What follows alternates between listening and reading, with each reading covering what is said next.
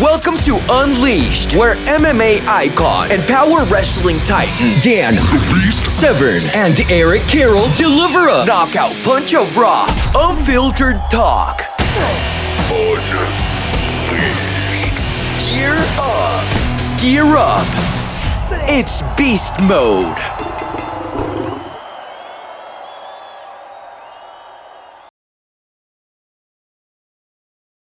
Look, Luke, I have been looking forward to this because I have watched you ever since I was as a child, man. Now you guys, let me ask Luke, how long have you been in professional wrestling? 62 years. 62 years. Yep. I started working professional in 1962. Here's the question for you, though. Why professional wrestling? Because that's where, you've been in the industry. I've been in the industry. Why professional wrestling? Because it has, there's a lot of pros, a lot of cons to that industry. So why subject yourself to something as wacky as that industry?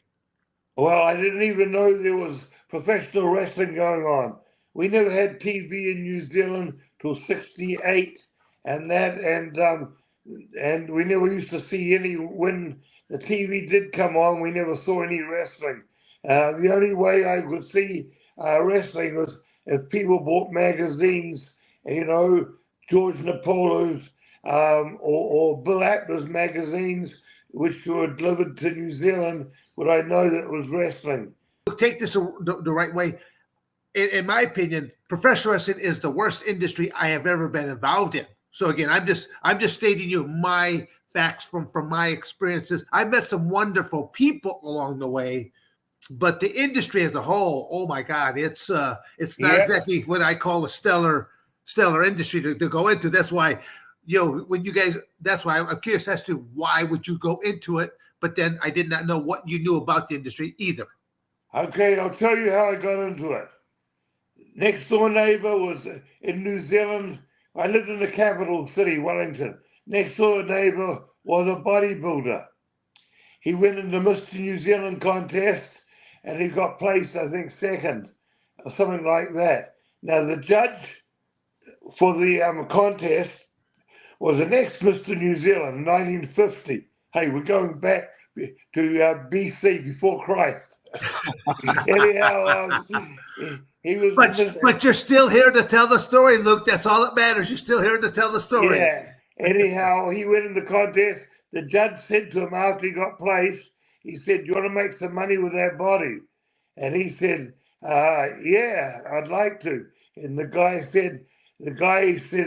said to him, "Come into the Coolman's gym. We're there 4 nights a week." So my neighbor started going into the gym. It was about 7 miles away, and that going to the gym. Now the gym was like the. Okay, to interrupt you real quick. How did you get to that gym? How did you get to the gym? Oh, and drove.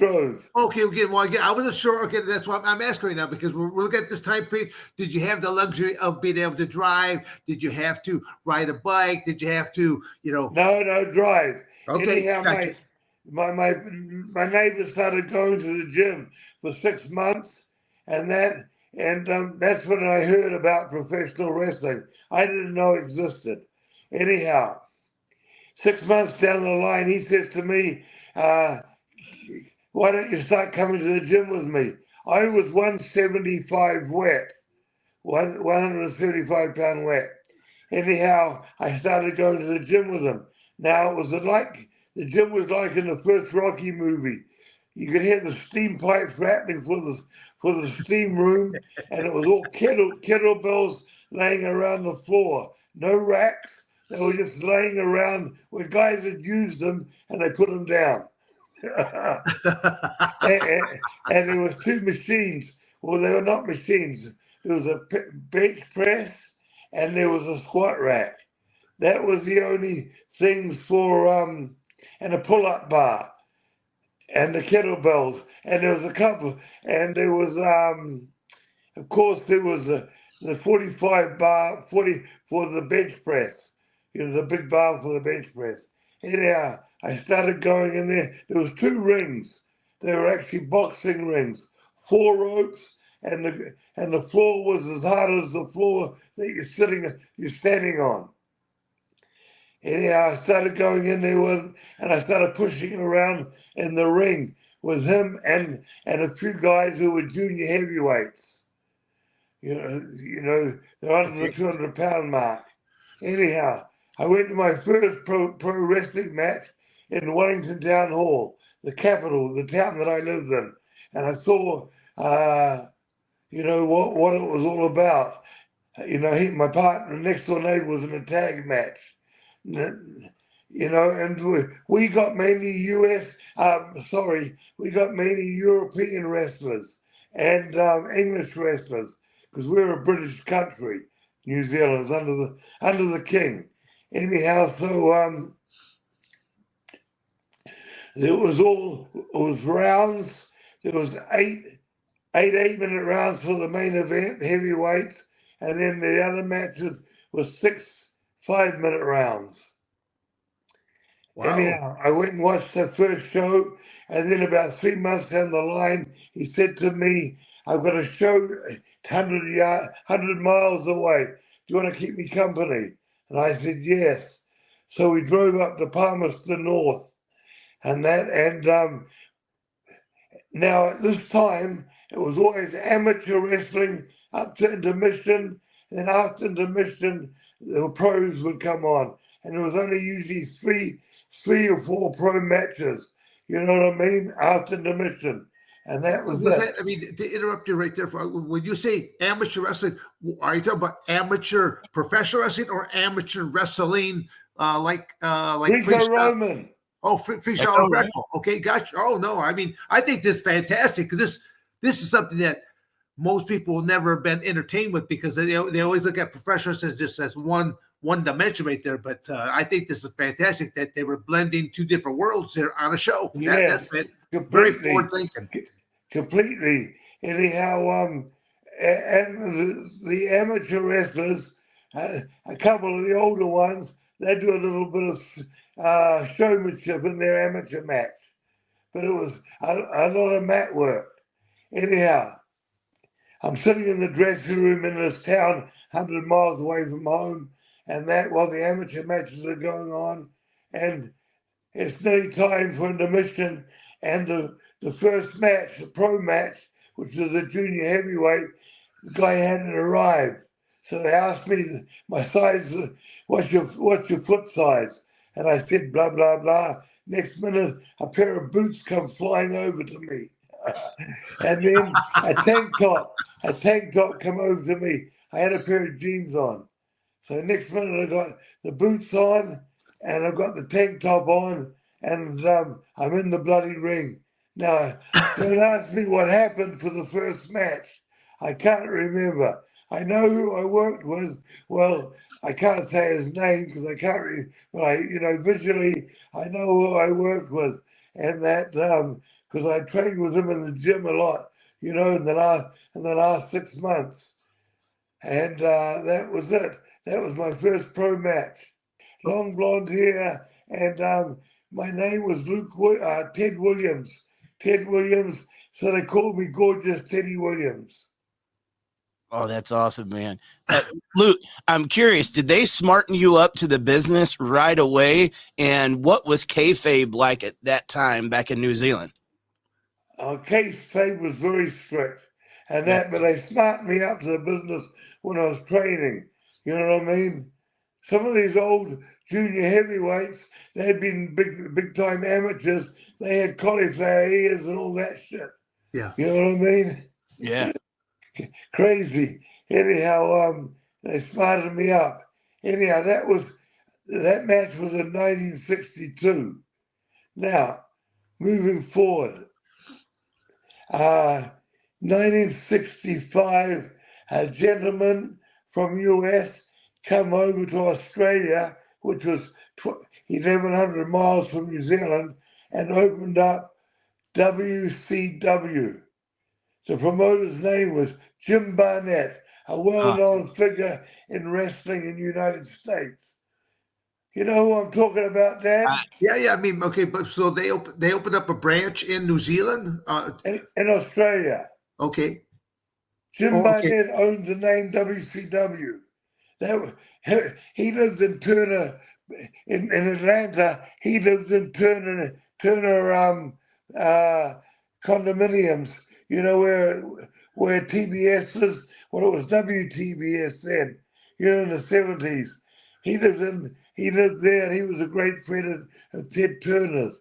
Hence, Ted Turner putting wrestling on television when he put the satellite up. He put wrestling on television in 1975. Anyhow, getting back to 65. So Jim Barnett comes down there and brings his own ring announcers and his television commentators. They're all American. And he opened up WCW.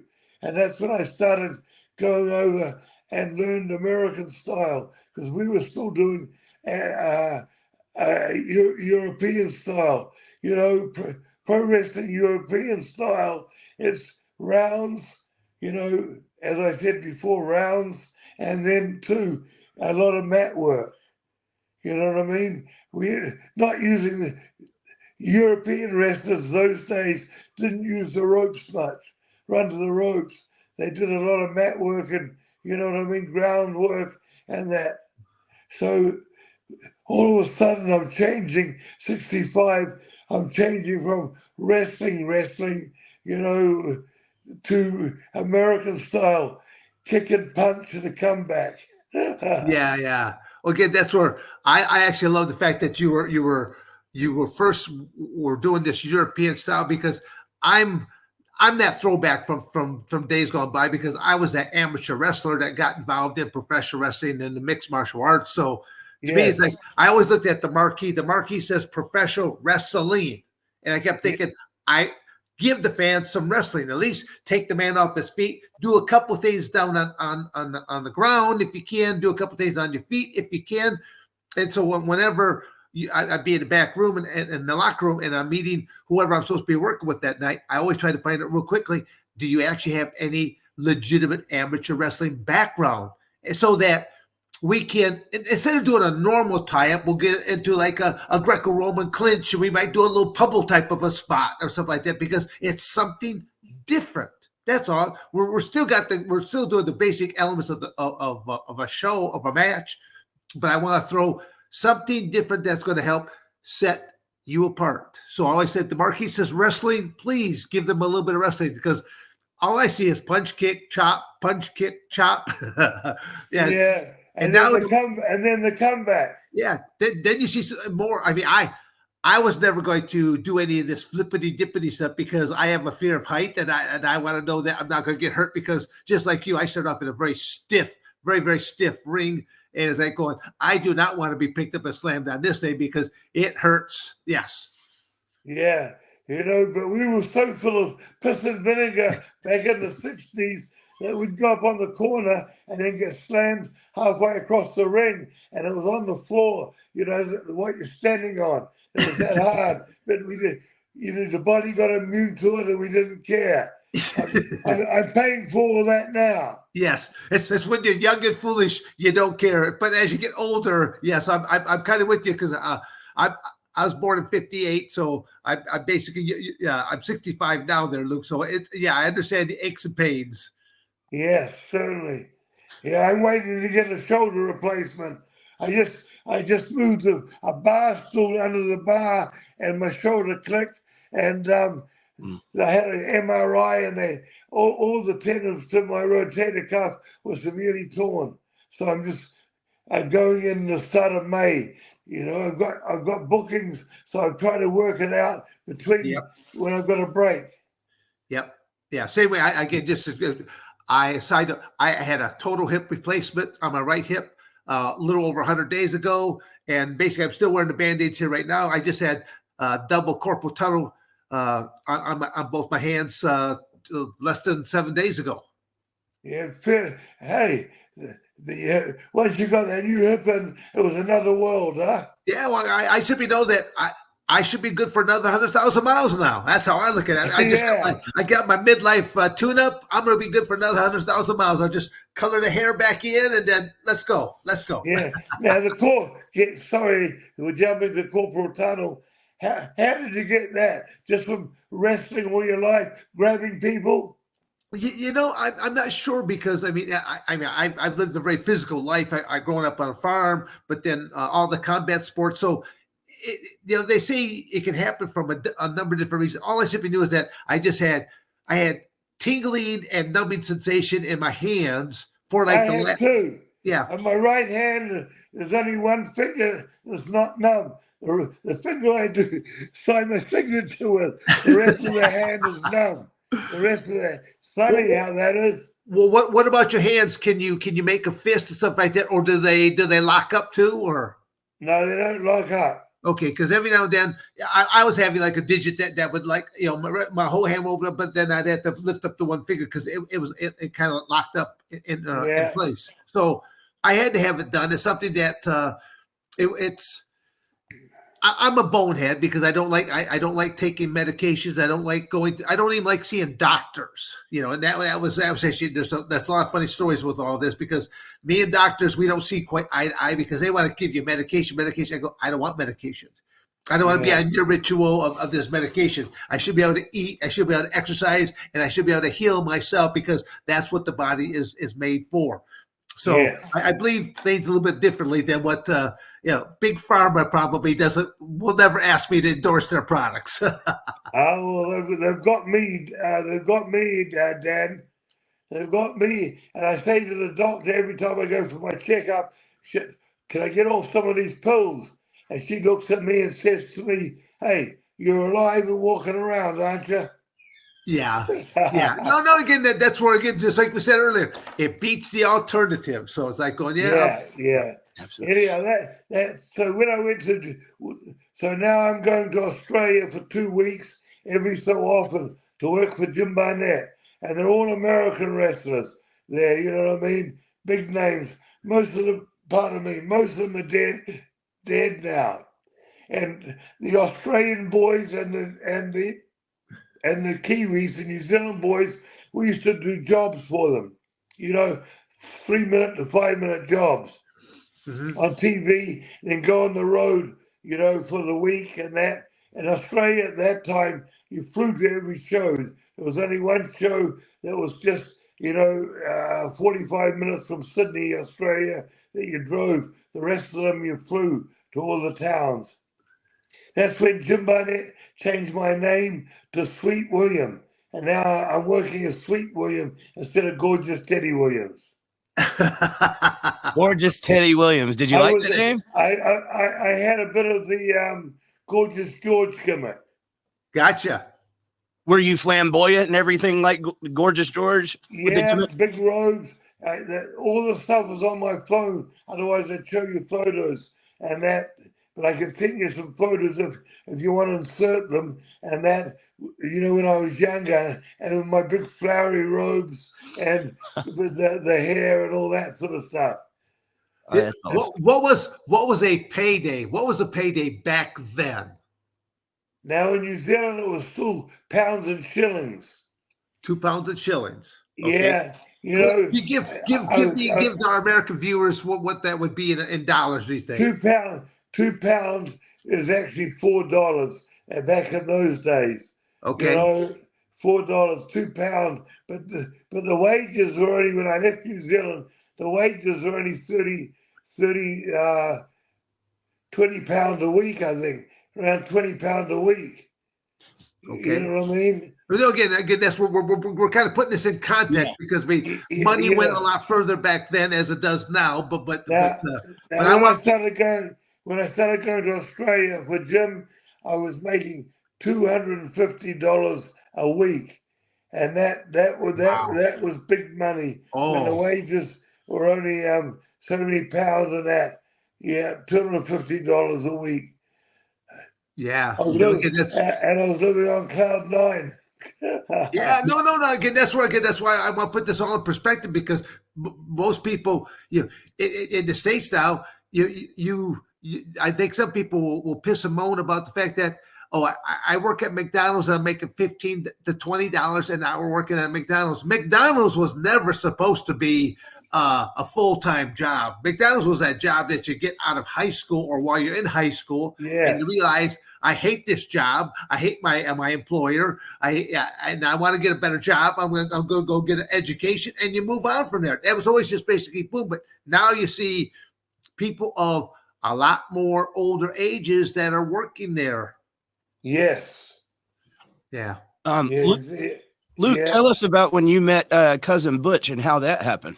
No, Butch was still playing rugby, and that's when he was playing for his town team, and then he was he was in the front row as a prop. If you know what rugby, different players and positions. He was a tight end, the tight end, tight side prop. That's mean, when they lock up, there's three guys in the front row, and he was the guy beside the hooker. The hooker's in the middle, and there's a prop on either side. Anyhow, he played right up and to 1965, and then he started. He was going to the gym, of course, and then he started training for pro wrestling, and hence he came to our company late 65 and 66. We tagged up. Now, what was your names back then? Was it the Sheepherders at that point, or was it different? No. We were just in New Zealand. We were Sweet William, and he was Brute Miller. Miller. His name was Bob Miller, but he was called Brute Miller. Oh, anyhow, when we come over here in 72, the promoter who brought us over was the Vachons, Morris and Butcher Vachon. And Butcher said, we've already had a brute around the country and in Canada and that. And he said that's when they changed his name to another Nick Carter at the time. And then his name was changed to Butch Miller later. Now, were you guys a tag team from that point on? Yeah. We would do singles in New Zealand. We'd do a single each. And that 65 on or 66, that's when it was all pro wrestling. The show was all pro wrestling from the start to the finish. And so Butch would work a single before intermission. I would work a single before intermission. Then we'd come back after intermission as a tag team against the two guys we worked with. Gotcha. And that's how it was in New Zealand. And we're still on rounds, 6 5-minute rounds or something like that. For the main event would be 8. It was crazy. Really, eight 5-minute rounds for a main event? No. If you were a single New Zealand champion heavyweight, you had the 8-minute rounds. And if you did less than 6 rounds, the people wouldn't come back the next show. They felt they got fucked. Wow! I mean, this. You had to put time in. The New Zealanders wanted time for their money. Yeah, no. Again, that makes total sense to me, because usually the main event, that's supposed to be drawing people in, and it should be. You hate to see a squash match in a main event type of thing, but no, there's no squash matches. That hadn't even started in New Zealand. The TV never started, till 1975. I've got to get to that. Anyhow, there was no squash matches. All the matches went, so many rounds, No, that's great. I actually do like the round concept. I've been involved in different shows through the NWA where they would do round type of matches, and I thought that was fantastic. Dan, when you're getting heat and then the bell rings and you go back to your corner, and then you have to start getting, if you're in the middle of the heat situation, you've got to go back and build your heat again, for the comeback. That's the only thing wrong, with the round situation. Anyhow, Jim Barnett left Australia in 72, but he started coming over to New Zealand and helping Steve Rickard in the late 60s. And that's when he fucking changed it to time limits. The rounds were now 10 minutes, 12-minute rounds. So he'd get the whole match in one round. Jim was smart. That's how he that advertised, 8-10-minute rounds, some crazy thing. Anyhow, and then that's how the matches would be over in the first round. Wow. Now, I've heard other people talk about him, Luke, but what kind of person was Jim Barnett? Oh, to us, he was good. Very good. And Tony Garea. Do you know Tony Garea? Yeah. One of our upcoming episodes. He gave Tony his first break. Oh, Butch and me were more or less one of Tony's first matches. Anyhow, he gave Tony his first break. He brought him over to Florida, which he owned. Jim Barnett owned parts of a lot of territories. You know what I mean? So Tony went to Florida for Eddie Graham, and then he went to NWA out of Charlotte, and then straight to New York. From 75 onwards, Tony Garea was Vince Sr., Vince Jr., right up to, about 5 years ago. Now, crazy, huh? Absolutely. What all territories did you and Butch work here in the States? In the States, let me go back. First, we came in for the Shawns. And then I want to get back to a story there, but I'll just tell you. Then we went to Stampede. We never heard of Stu Hart and Stampede. And then, yeah. Of course. And then we got called back to come back to New Zealand because they got their first wrestling show on television called On the Mat. That was 76. 76. And then we came back there, and then the next territory was Hawaii. I forget what name it was. Hawaii, and then it was Don Owens Northwest Championship Wrestling, and then it was straight to Crockett's NWA, and we were working. They were running 3 towns at the time, and we were working one of the main event tag matches in the second or third town. We were lucky. Everywhere we went, we worked on top. Nice. You know what I mean? And there's always a single main, and then there'd be a tag match.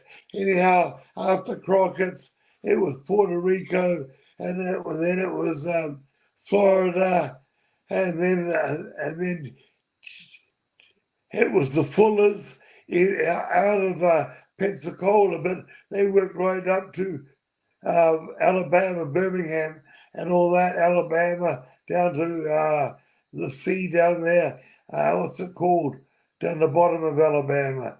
Anyhow, and after that, we worked for Jerry Jarrett, and then Bill Watts, then back to Crockett for NWA, and then the WWE.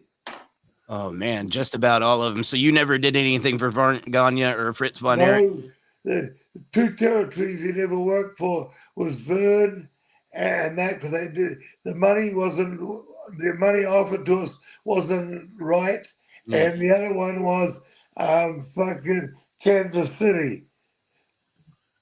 With the Harley. Harley was always saying, "We want you boys there." Then I'd call up the promoter to talk to him, and the money wise, they didn't want to pay. Yeah.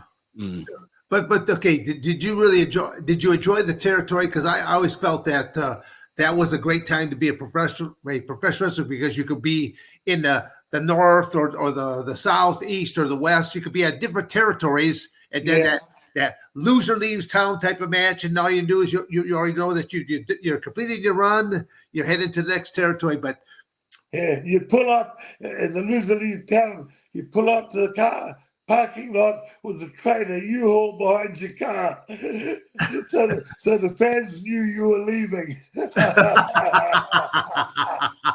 Too much, huh? Too much, huh? Fuck.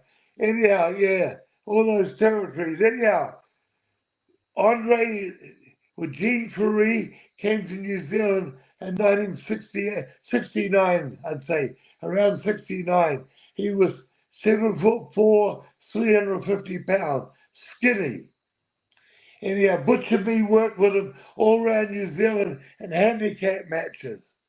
And boy, the people used to jump out of their seats with the spots we did. And by the way, in those days in New Zealand, all the people were wearing sports coats and fucking, or either a tie. This was a night out, you know what I mean? Wow. So they were dressed. Crazy, huh? Yeah. Anyhow, Gene Free came over. We worked with him everywhere. Then he left. He worked for about 2 months in New Zealand. Now we're running full time. From 66 onwards, we're running 6-7 days a week. Before that, only when a wrestler from overseas come over. So we're working every night with him. Anyhow, 1971. He was brought over to the States by the Vachons. Being a Frenchman, he went into Grand Prix, which was in Montreal, and it did all Quebec and all Ontario.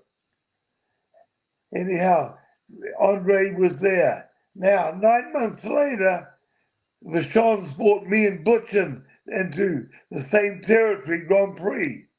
Now, when Andre came in at the start, they was only running one town a night. When Butch and me came in 9 months later, Grand Prix was running 3 towns a night Wow. in 1972. And another promoter in the same area, the Rougeaus, Jack and Jock Rougeau, the uncle and the dad of Raymond and Jock Jr. Rougeau, he was running. Crazy, huh? Yeah, no. And the buildings were sellouts. They were busy. A bad house was 3/4 to 7/8. That was a bad house. That was the hottest area. Now, I didn't know this, Dan, but in that era, from 69, 70 to about 74, that was the hottest area in North America. Really? You know what I mean? That's counting. That was counting the gardens in Toronto, Maple Leaf too. That was thrown in there, and that they'd run that every month. The Sheik was booking that at the time. The trouble is, the Sheik booked it for 150 months and that, and he was on top. That he burned it out, because he kept himself on top. Anyhow, getting back to us, so we worked for the Vachons, and while we were working for the Vachons, we worked against Morris. Now Butch was about 235, I was 220. Okay. We worked with the Vachons, and we were in Grand Prix for a year and a half. We worked with them. We worked with Andre and Edward Carpentier, the Flying Frenchman, who was a big star in Madison Square Gardens in the 50s and the 60s. And he did the French television for Vince Jr. too. Oh wow! When he took over. Anyhow, we worked with those two, and another two people we worked with all the time was Dino Bravo and Gino Brito. Dino was only 19 then. Wow. Big kid, 6'2", 6'1", 6'2", and he was around 210, muscled up, and full of piss and vinegar. So we mainly worked for 18 months. We mainly worked with those 3 people. But I worked against Killer Kowalski too, and he was the main heel there, and Andre was the main babyface. No.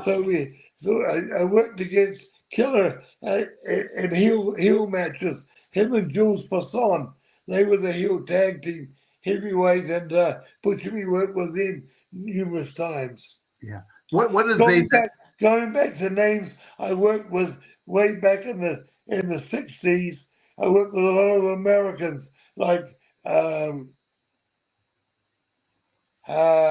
shit.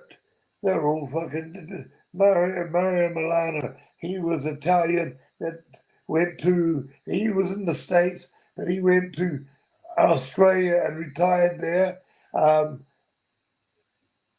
Spurs Harrion, the big Greek, he worked for the Senior Madison Square Gardens. But it was the time of Buddy Austin, Brute Barnard, Skull Murphy, all those, they're all dead now. All the big names that Vince brought over, that Jim Barnett brought over to Australia. Yeah. What I like. I worked with that well known was The Rock's grandfather, Peter Marvia. Yeah. I worked with him in Australia and New Zealand. And then The Rock's dad, I worked with him, Rocky Johnson, I worked with him all over the world. And then I worked with Stu Hart in tag team matches. Stu came out of retirement for a couple of matches with me and Butch. Nice. And at that time too, Tommy from the British Bulldogs, Tommy was the guy that got crippled in that. He came over to Canada well before Davey Boy came over, and Stu put us with him. There's 6 men, and we worked against the Hart family. That's when Brett first started. And that was in 79. Brett had only started 6 months or 9 months before. Yeah. When we were there in 73, they were all kids. Brett was 13 then. And the rest of them were 7, 9, 11, blah, blah, blah. Yeah. I like. There were big names that we worked with that people remembered. Later on in life, Stu Hart was a name. Everybody went through Calgary who had a name for themselves in the States. Stampede was a well-known territory. And the Dungeon, of course, the Dungeon was well-known. Yes. I was going to ask you, Luke, did Stu take you to the Dungeon? I've been down there many times watching. How was it? Oh, watching. Okay. Stu always got the opponent to get on their hands and knees. He put the hold on, and then he told them to fight out of it. He did that. I had the honor of. He was 270, 280, wide in the hips. So he'd get over their backs, get their fucking arm thing on them, and he'd ride them over there. And he was thick legs and hips, and that. He was like an anchor. You couldn't fucking, they would shit themselves or their eyes would pop. Oh, man. No, I just say that I've been down in the Dungeon for, to do some video footage there for WWF at the time. And, with Ken Shamrock and Owen Hart doing some battle. And I thought, they put together a very good match for the limited things that you could do down there. But it was a perfect little training facility because you had padded walls, you had a padded floor, and it was nice. But while they were all setting up all the cameras and light and stuff like that, I was actually sitting up in the living room.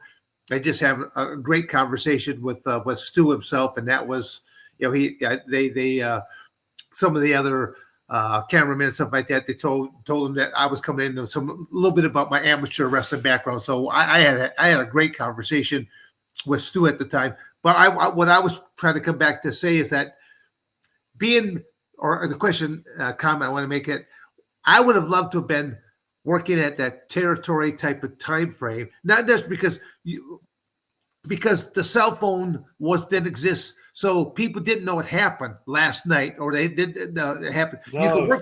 You could work with the same guy over and over and over again.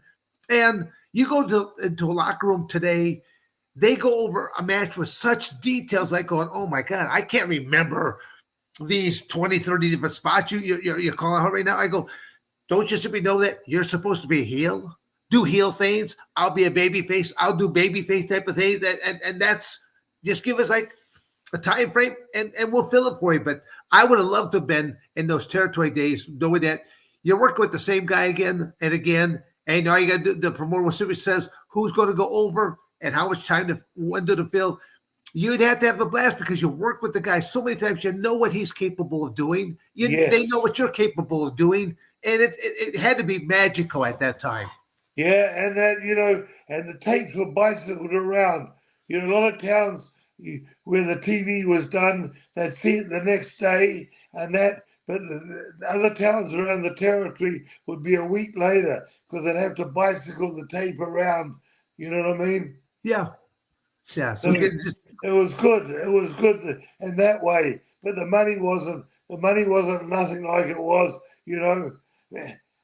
The money today is completely different. When I was working for Vince in the 80s, late 80s, USA Network was paying Vince 49, or then it went up to 59 million a year.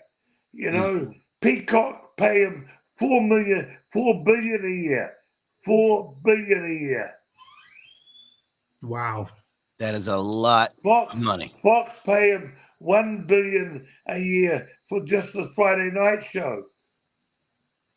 Unbelievable. Yeah. Wow. It's unbelievable. So that's why the boys are making big money now. They're all contracts and that.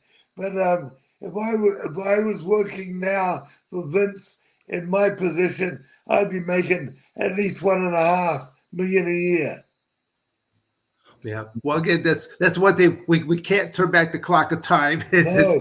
You go with the opportunities. You had great opportunities, and you took those opportunities, knowing that you can't see what's down the road. You're flying by the seat of your pants, but Yeah, and we worked every night of the week and got 3 days off a month.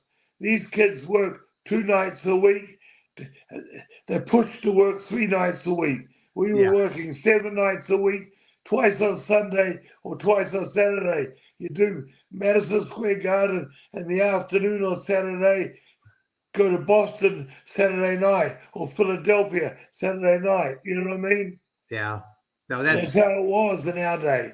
Yeah, that's where, in the morning when you're waking up, as you're waking up in the hotel room or wherever you're at that point in time, it's kind of going, as you're rubbing the sleep on your eyes, it's kind of going, you try to figure out what city, what town, what state, what country are you in? Yes. Yeah, I went to Europe a few times with Vince, and I think once or twice we did 13 countries in 15 days. Wow. Yeah.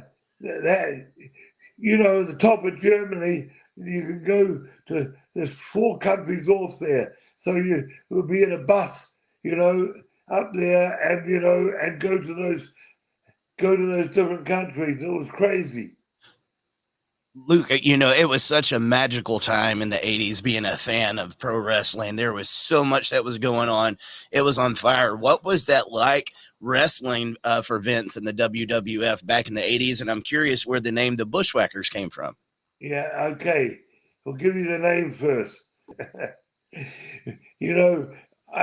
We've just done an angle. We're in NWA. We've just done an angle with Barry Windham and Lex Luger. And I'm in Columbus, and I go to the Gold's Gym there, and that Butch is still working out, doing core. I never worked core. I call home to get my text messages, my email messages or voicemail. And there's one, it's Pat. Call me, please. Who the fuck is Pat? Anyhow, I call him. And he says, Pat says, and I don't know, he said, Pat Patterson. And I knew who he was. He said, I've got a guy here who wants to talk to you. Next minute I hear, G'day Kiwi. This is Vince Jr. And he says, we'd like to have you up here. Blah, blah, blah, blah, blah. And then, long story short, he says, when can you come up? And I just said straight away, Wednesday. We were working Wednesday, I just said Wednesday. He says, when you get home on Mondays, the tickets will be on your doorstep. Wow. So get home Monday, there's tickets on our doorstep, and we tell them we have to go out of state down to Trinidad or down to the Bahamas to get a work visa. We're on H1 visas at the time. We had to get every 2 years. We had to get them renewed. Anyhow, so we shot up there, all first class, to Vince's office. And when it was time, we were called into his office, and he says, blah, blah, blah. He says, I'd like to bring you in as baby faces.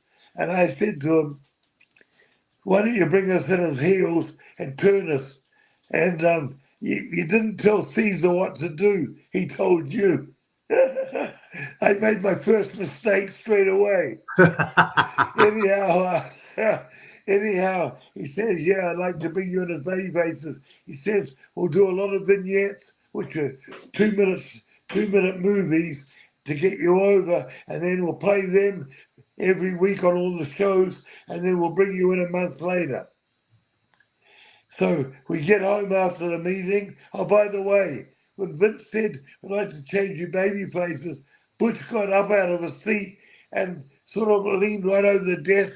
His face was this far away from, his nose was that far away from Vince. He says, if you can make these faces, baby faces, go ahead. Vince came back and said to him, check out the mugs on my top baby faces. Hacksaw Jim Duggan, Hulk Hogan, Randy, Macho Man Savage. He said, look at their kisses. They're not sweet-looking guys.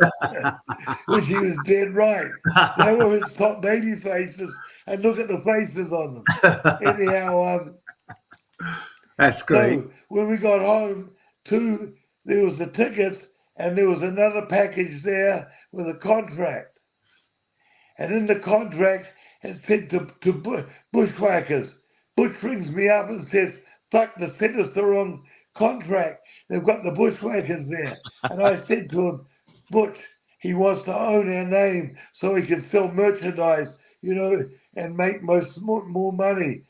If you used your own name when you came in, you got 5% of the Merch? net for me. 5% of the net, and pay for merchandise. When he owned the name, you got 1%. So it was a big difference, huh?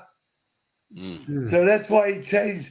That's the reason why he changed a lot of people's names, Mm. So anyhow, that's how the name changed.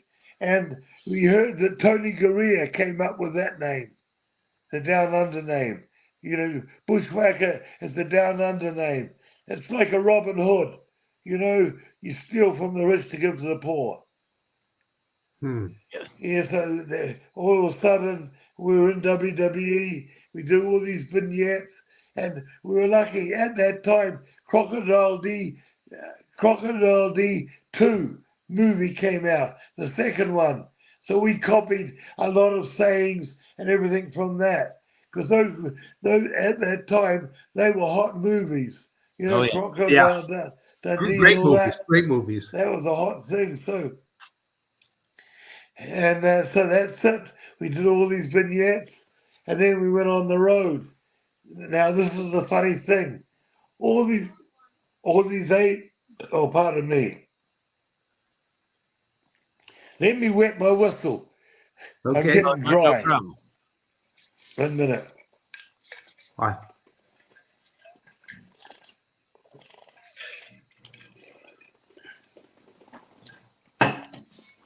Now every agent, the shows from Vince, there was 2 agents at every show.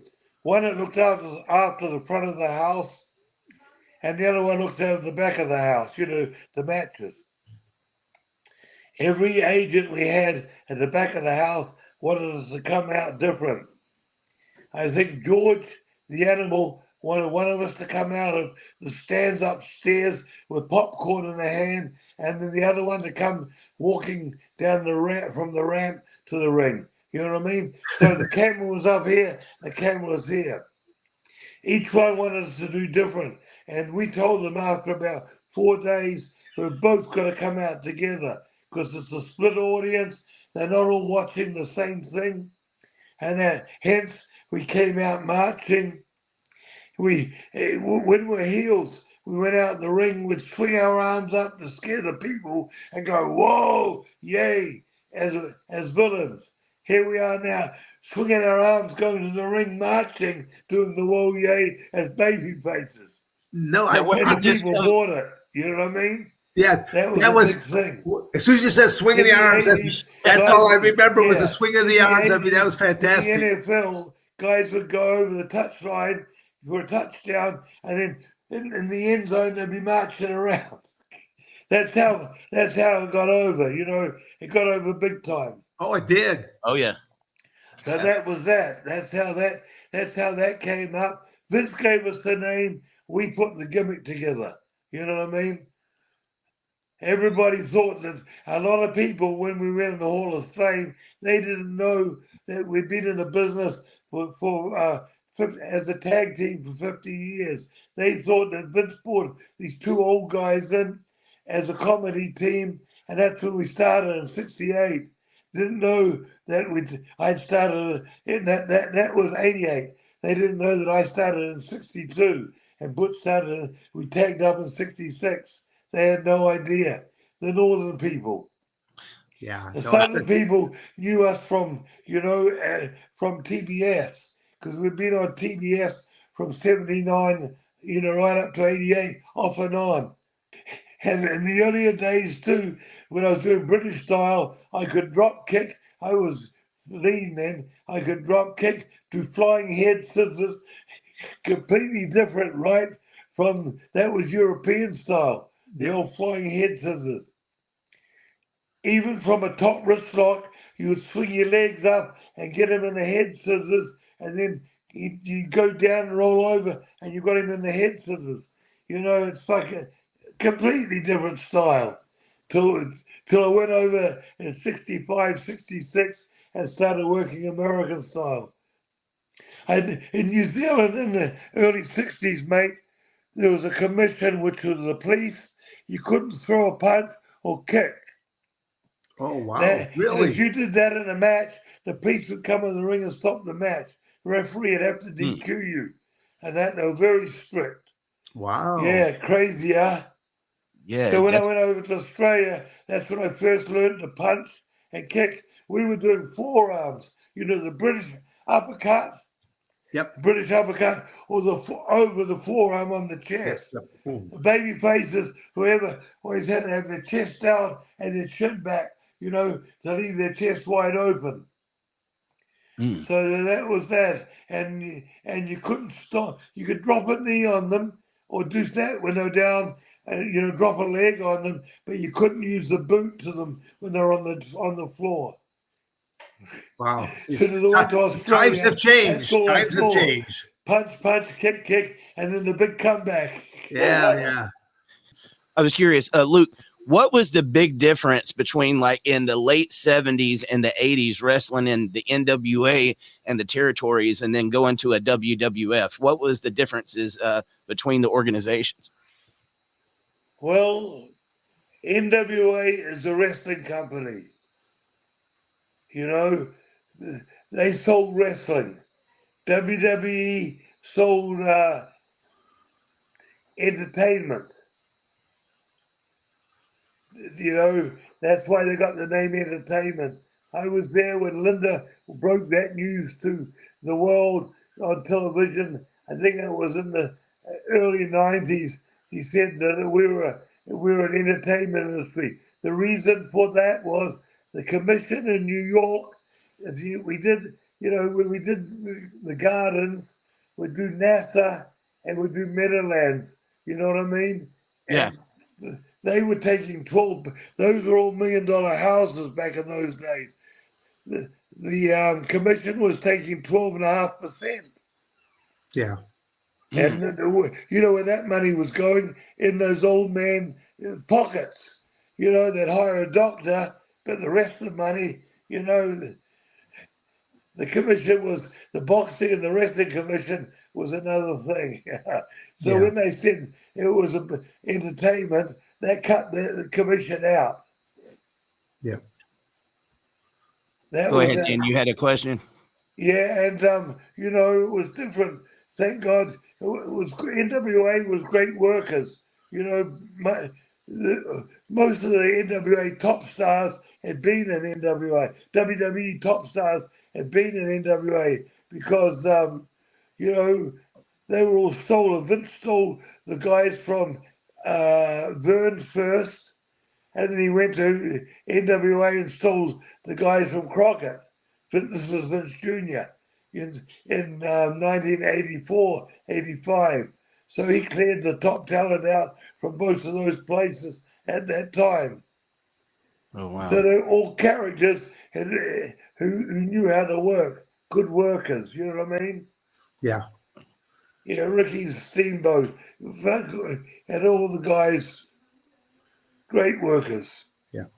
So where is home today? And when's the last time you've been back to New Zealand?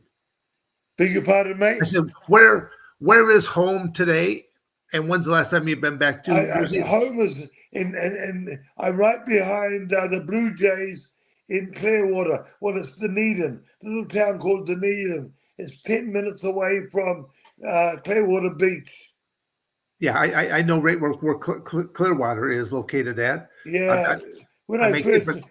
Holt got me to move here in 87. He said, you got to move down here. And I lived on the beach for 18 years. Indian Shores Beach, Indian Rocks. Nice.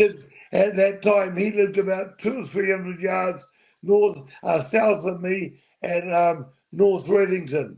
And then he built his home on the Intercoastal. But he was living on the beach at the time, too. And that's how I came to live in this area. Yeah, I just know that Florida was just a big haven there for a lot of professional wrestlers relocated to Florida. Yeah, I think the reason because all the towns in the winter were northern towns, hockey arenas, basketball arenas. That's where the big money was. And when you had 3 days off, you didn't want to be in that snow and weather. You'd come down to Florida. As soon as you flew past Georgia, you'd start seeing the blue skies. had to go back home, get thawed out so you could go back and just go on your trip again. I get it. Yeah. Before I let you go, I wanted to ask you, it's been almost 1 year now since the passing of Butch. What has that been like for you after all those years?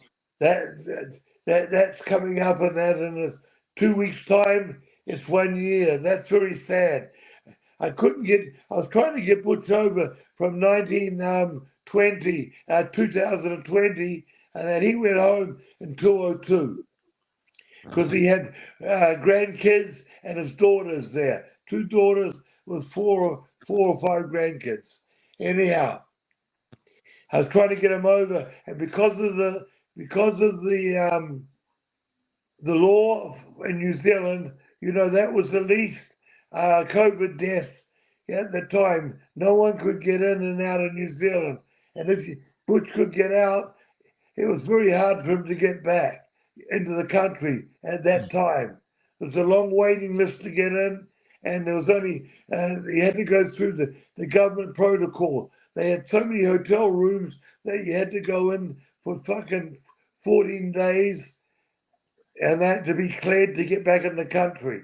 So he never come down. Hence, 2023, WrestleMania was in LA. So that was a straight shot from Auckland, New Zealand, straight up to LA. South Pacific, 40 to 50-hour flight. So he comes up on a Wednesday, all good. Thursday, we do a private signing in the room, getting ready for Friday. We had over 20,000 in advance for signing. Wow. Nice. Anyhow, excuse me, Friday morning, I knock the promoter's room, Butcher's room, and then my room, 3 rooms in a row. Friday morning, I knock on his door to go to breakfast. no reply. Knock again. Get the security to open the door. He's laying on the bed, sucking for air. And that 911, they rushed him to hospital, and that his heart stops on the way to hospital, but they bring him around. Put him in hospital. They say, we're going to put him out for 40, so many hours, and then Saturday night, we're going to start bringing him to. It takes about 12 hours to bring him back. We bring him back slowly. Okay, so Friday, they knock him out, and that he didn't recognize anybody. He was sucking for air, he was delirious or whatever it is. And that, anyhow, fucking Sunday morning, I'm waiting for the call, and that they called me, or I called them in the end, and they says, he didn't come to. They said, we're doing some tests on him. An hour later, they call me back, and they tell me the bad news, that he's brain dead. Yeah. I had to ring up his wife and his kids. His wife was in Wellington, and his kids were about 250 miles away in another town. Well, they're not kids. They're around 50. Yeah. And then I ring them up, and then that night at 7:30, we get them on Zoom. And in the room, we bring him, we got him on camera, my phone, and we're Zooming, and they all talk to him. He's on machines, all machines and that, but he's out of it. He doesn't, they all say their goodbyes to him. Yeah.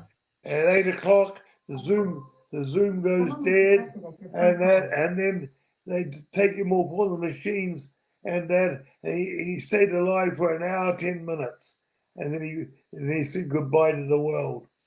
I was right there next to him, and sitting in the hospital. That was it. Now the reason for this was he stopped taking his water pills. Now he did this a year ago, a year and a half. Oh no, a year before he died, a year and a half, and he says to me, "Fuck, I feel bad. I don't know what's wrong with me." And then they found out he'd stopped taking his water pills. The reason why he didn't want to, he's just sick and tired of having to get up and go to the toilet. Yeah. I take them every day, but I know to stay alive I have to. Yeah. Otherwise, this is what happens. Anyhow, he stopped on me. He flew out on Tuesday, got here on Wednesday, and then he stopped taking his water pills Monday night. So by Friday, he'd been off them for 5 days. The water had gone into his lungs, and then it had gone to the heart. And it flooded, and that was it. But the main thing too, when his heart stopped on the way in the ambulance, it stopped too long, and he got no air to the brain, and hence the brain dead. Yeah, that was sad. You know what I mean? Yeah. Yeah, especially that he was your partner there for so many years of. Yeah, we've been together 50 years, and he was so excited the night before we we went on Facebook Live when we had that private signing in the room to show all the people that he was here in LA. You know what I mean? Yeah. And that signing was about an hour in the room, and that's so everybody saw him in the room, and he was joking and everything. That was crazy. I know that had to be very hard for you, Luke. 50 years. How close were you guys outside of the ring? Obviously, there was times that you guys would see each other more than you was your own families. I know that had to be incredibly rough. He had 3 different wives. The first one was over 20 years, and that I was longer with him than any of his family. You know what I mean? Yeah. We've been, we left New Zealand in 72. That's 52 years today. You know what I mean? And but I'd been with him with them since '65. You know, hotel rooms and that. We didn't start getting our own rooms till in the '80s. We would split a room between us. You know what I mean? Yeah. Yeah. And then in the '80s, we started getting our own room, and that. But we were closer than brothers. You know, like that's how we were. Yeah. And in the ring, we didn't have to talk to each other. It was just magic. You know what I mean? Tagging and that and shit. We've been doing it all our lives. These kids today, they're all great bodies and good wrestlers. But today, these indie shows, they come out and do all finishing moves from the word go. As soon as the bell rings, they do all the finishing moves. When it comes to the comeback, they've already seen all the moves. You know what I mean? Oh yeah, yeah. I know exactly. It's crazy how they've watched television all their life, didn't realize you put a story together which it blows off at the end. Yep. Try to do a little bit, just keep building them up, take them down a little bit, build them up a little more, take them down a bit, and now pop them. You know, it's a very simple story to tell, but it's I gotta say this to you, Dad. I enjoyed your speech up north for the Hall of Famers. You know that we do every year up north. Yep. Well, again, we were also on that podcast there, and I really enjoyed. You know, that's good. I enjoy it there. Yeah, no, it was. I take a great deal of pride in both my professional wrestling career, the same way I did in my amateur wrestling career, the same way as I did in my professional fighting career. So it's like on each one, I wanted to show people a different entity of Dan Severn, but I always want to keep that legitimate type of an atmosphere always going. So it was very interesting, mate. Very interesting. Luke, just kind of help close things down off here right now.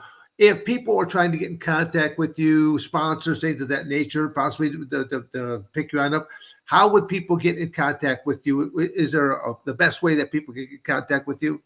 Is my email and it's very easy. Bushwacker brand at gmail.com. Okay. The whacker is WHACKER, not WACK. There's an H thrown in there to be different. So it's bushwackerbrand at gmail.com. And my website is my face on the world. My Instagram is the same. Everything. And my .com is the same. I tell you what, it was very enjoyable simply just to be able to have this conversation and for you to tell your story. What an honor, what a privilege. So hope to see you. There's some things I'd like to tell you when I first went to our thing, but another time down the road, when I first went to Stu Hart's territory and different territories I went to, what happened. You know what I mean? We were two boys from down under. Well, what we'll do is, on that note, I'll have Eric will make a couple notes on this, and we'll do a part 2 because you've been in the industry for so many decades. You've got story upon story to tell. So we'll plan on doing a part 2 here. All right? Okay, matey. Okay. Great being on your podcast, Dan. Thank you, sir. Thank you. And to all my fans out there, this is Bushwacker signing out. Don't forget now, bushwacker@gmail.com. See ya. Whoa! Yay!